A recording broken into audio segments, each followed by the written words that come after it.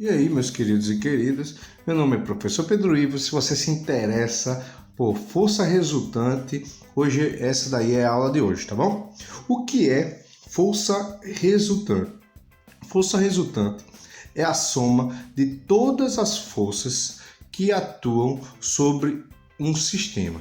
Então, no caso aqui, a gente tem um blocozinho, onde esse bloco tem uma massa M, né? E aí várias forças podem atuar sobre um corpo, né? Pode ser uma força externa que está empurrando esse corpo, pode ser uma força peso que empurra ele para baixo, ou a força de sustentação de uma superfície, ou a força de atrito, resistência do ar. Várias forças, gente, atuam sobre um corpo ao mesmo tempo. Várias forças estão atuando sobre você nesse exato momento. E a soma de todas essas forças a gente chama aqui na física de força resultante. A gente representa essa força resultante por simples fórmula, tá bom? Fr é igual à soma de F1 mais F2 mais F3 e assim sucessivamente. Se a gente tem mais forças, né? Então a gente vai somar todas essas forças. Então eu posso aqui, ó, colocando. Então, para que a gente determine essa força resultante, basta só somar todas as forças que estão atuando em um sistema, tá bom? Só que tem alguns casos particulares que a gente precisa observar, certo? O primeiro caso que a gente precisa identificar é a seguinte situaçãozinha. Vamos considerar que a gente tem um bloco de massa M e uma única força, que eu representei aqui, que eu chamei de F1, está empurrando esse bloco para a direita. Então você concorda que só existe uma força e essa força está empurrando esse bloco para a direita, eu vou ter aqui uma movimentação desse bloco também para a direita. Então esse bloco aqui vai sofrer uma ação de uma aceleração, já que tem uma força atuando nele, vai existir uma aceleração. E essa aceleração vai atuar sobre esse bloco para a direita. O que é que a gente precisa entender? Então esse bloco vai se movimentar para a direita aqui, eu vou até colocar aqui, ó, movimento, né? É o movimento desse bloco. Então, o que é que a gente precisa entender, galerinha? A força resultante, o cálculo da força resultante aqui vai ser apenas o valor de F1, já que é a soma de todas as forças. Então eu só tenho F1. Só que, o que é que acontece? Quando a força ela tiver o mesmo sentido do movimento, ou seja, quando essa força for favorável ao movimento, ajudar o movimento, a gente diz que essa força aqui ela é uma força positiva. Então, no final das contas, como é que a gente vai ter a seguinte situação? Força resultante é igual a massa vezes a aceleração. Lá da segunda lei de Newton, né? O princípio fundamental da dinâmica. A gente falou sobre essa formulazinha. Quando a gente tem força, a gente tem uma aceleração. Se eu tenho várias forças, né? Ela vai atuar em um corpo, a gente vai chamar essa força de força resultante, que vai produzir também uma aceleração. Então, sendo assim, ó, no lugar de força resultante, eu posso substituir por F1, que é o valor de FR, né, da força resultante. Então, logo, eu vou ter que F1 é igual a massa vezes a aceleração. Lembrando que F1, nesse caso aqui, ele é positivo. Então, toda vez que a gente tem uma força, se essa força tiver o mesmo sentido do movimento, a gente vai ter uma força positiva. Vamos considerar agora um exemplo do caso 2. No caso 2, eu tenho uma força F1 que está para a direita, eu tenho uma força F2 que está para a esquerda. Ele diz aqui que F1 é maior do que F2. Então, se F1 é maior, você concorda que essa força, que sendo maior do que F2, esse corpo vai provocar um movimento para a direita. porque já que F1 ele é mais forte, né? Ele vai exercer mais força sobre esse corpo, provocando um movimento para a direita. Então, o que a gente vai considerar aqui? Ó? Força resultante, né, é igual a F1, né, e mais F2. Só que o que acontece? Eu falei para vocês que quando eles têm mesmo sentido, essa força é positiva, né? Porque ela está favorável ao movimento, ela está ajudando o movimento. Mas se você reparar, F2 aqui, ela tem uma força que está contrária ao movimento, né? Ela está prejudicando, ela está tentando parar esse movimento. Então, quando a gente tem uma força que ela é sentido contrário ao movimento, onde ela prejudica esse movimento, a gente vai ter um valor negativo para essa força. Então, eu posso dizer que FR é igual a mais F1 menos F2. Né? Seria mais F1 mais F2, só que como F2 é negativo, né? Mais e menos vai dar menos. Então, a gente vai ter que força resultante é mais F1 menos F2. Então, substituindo aqui na fórmula de força, resultante sendo igual a massa vezes aceleração, eu vou ter a seguinte situaçãozinha. Eu vou ter que força resultante é F1 menos F2.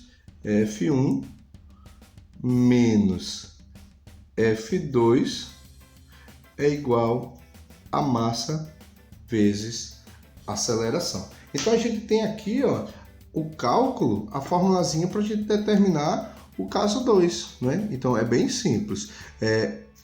Mesmo sentido de movimento, né? A gente tem força positiva, né? Ó, vamos lembrar aqui, ó, mesmo sentido do movimento, a gente tem força positiva.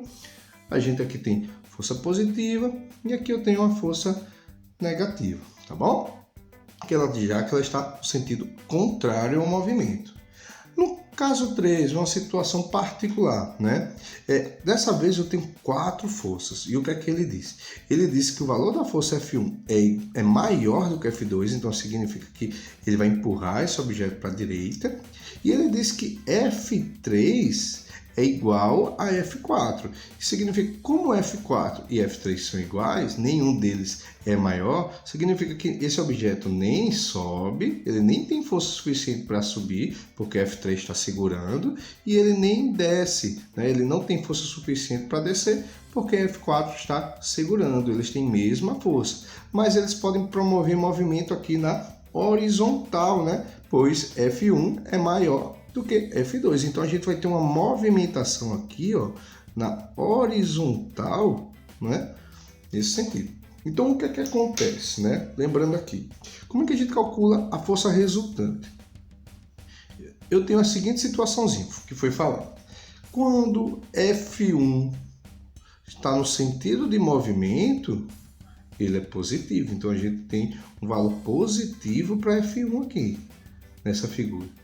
F2, se você repara, ela tem uma força no sentido contrário ao do movimento.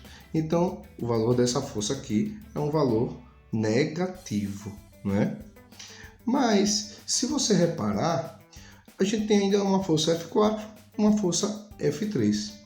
Nesses casos, quando a gente tem uma força que ela nem está a favor do movimento, como F1, e nem está prejudicando o movimento, sentido contrário, como F2, né? A gente tem forças F3 e F4 que possuem direções perpendiculares. Ela nem está a favor, nem está contra, ela está para baixo. E F4 nem está a favor, nem está contra, ele está para cima, com uma direção totalmente diferente da horizontal.